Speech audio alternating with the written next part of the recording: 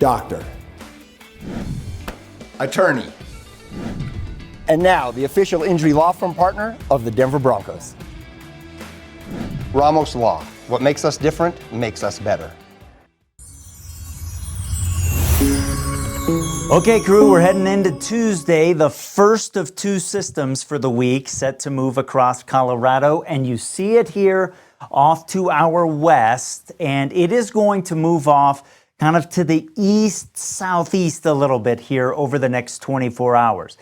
Now, there's some pretty decent precipitation in there, as you can see.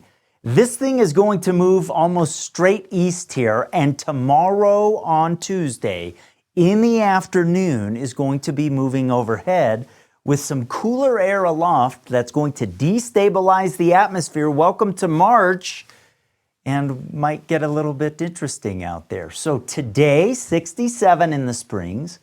We've had some 60s and 70s across the plains, 50s and 60s in the mountains. Temperatures have been warm.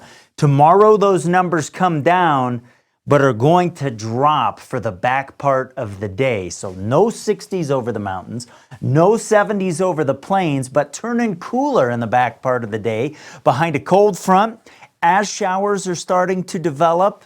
Wind speed enough that you'll notice it. And so Banjo on his barometer tomorrow, that's a dog that doesn't want to go outside.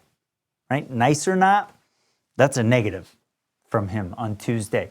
So you can see the front coming in from the north here as we head through the day. We'll get some wind between 15 and 25 miles per hour east of the mountains. It's enough to notice it. And we get some curling into the hills late in the day. That's important. A little bit of upslope there, meeting in with the system coming in from the west that starts to produce some snow showers here and there over the mountains overnight. But it's early tomorrow morning when we'll get this little band. That's the band that I showed you on the satellite and radar moving across the area here. So most of that is over the mountains. If we catch a sprinkle or something here or there east of the mountains, I don't think that big of a deal. But the instability aloft and the upslope at the surface into the afternoon tomorrow is going to see some showers develop across the region. Notice they're hit and miss. They're not everywhere. Think thunderstorms in the summertime. And like thunderstorms in the summertime, one neighborhood gets hit, one misses out. But a couple of these might have a little bit of oomph to them. You might even hear a little bit of thunder out there tomorrow. And this version of Skycast that I've been showing you for 3 days now has been really, really consistent on having the best coverage of showers in the Pikes Peak region, kind of centered around Pikes Peak. Notice there are some real dark blues. You see a yellow there. That's the indication that, there'll be these little cores inside these things, because a lot of the showers, they won't be too much, but a couple of them might.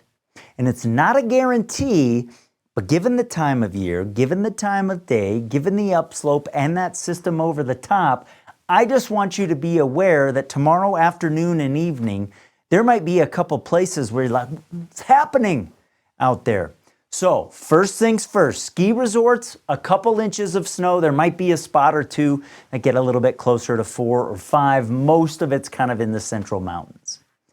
In the Pikes Peak region, admittedly, this model has been putting down more water than a lot of other ones, but it's got a good track record in this situation, and it's been really, really consistent.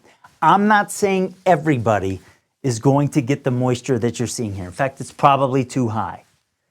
But the possibility is there for a few spots to maybe get 4/10 or 5/10 of an inch in a real short period of time, and probably, especially over the northern part of El Paso County, and definitely on the slopes of Pikes Peak, coming down as snow that's big, wet flakes. Reducing visibility, accumulating on the grass and trees unless you're up above 8,500 feet. So obviously, the higher you are, the more likely to catch some road issues, probably up on Pikes Peak Highway, maybe Highway 67 between Divide and Cripple Creek. But you start coming down the pass here, maybe a slushy road as the burst is happening, otherwise mainly wet. And I think the roads are mainly wet up across the Palmer Divide. But could that cause some issues on Tuesday afternoon? Certainly could. So I want to make you aware of it. It's not a guarantee, it is a potential type day.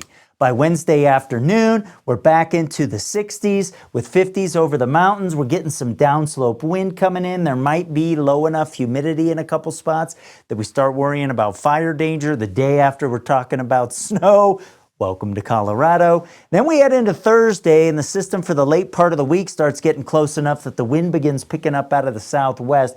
We'll have more areas starting to worry about fire weather concerns on Thursday. Temperatures keep warming up here, back into the 70s, flirting with 80 over the plains, mid-60s for the springs, and temperatures just not changing much over the mountain areas for the next few days. So heads up on Tuesday. If we start getting some thunder snow or something like that, I'll be live on peaks2plainsweather.com in the 24-hour weather channel, which also lives in the Peaks to Plains weather app. It lives on YouTube. It's on Roku. It's on Fire TV. And if I'm live, I'll be pushing it to social media as well. So take the opportunity now. Download the Peaks to Plains weather app. When you want weather information, I've got it for you 24 hours a day.